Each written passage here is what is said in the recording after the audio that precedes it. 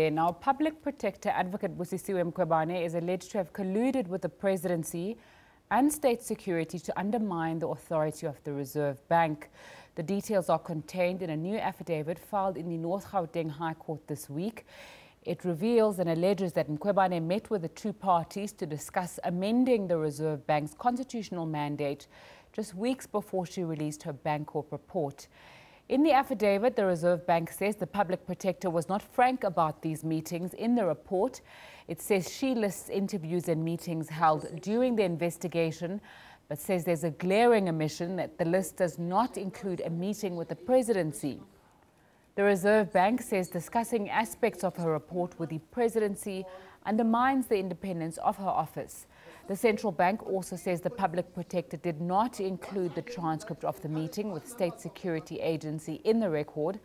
Mkhwebane released her findings on the CIEX report, looking into the Bankorp bailout during the apartheid era in June.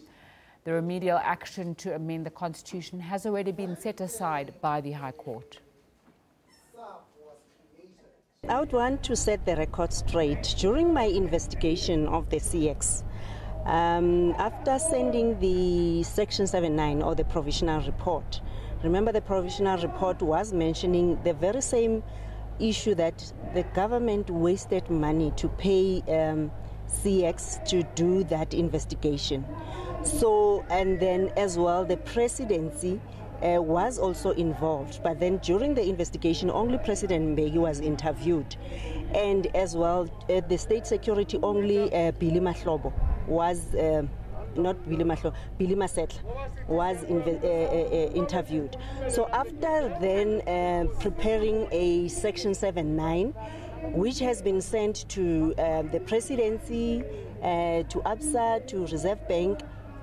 Then when the response was received from the Presidency, they were raising certain concerns and which they were saying they would want to have a meeting to clarify why they responded the way they responded. Reserve Bank responded, they never requested a meeting to come and clarify anything, as well as ABSA.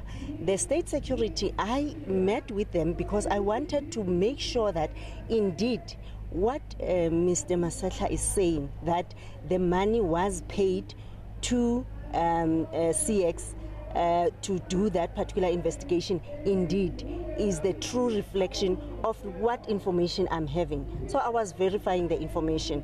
I must also indicate that you remember BLF had a march to the office.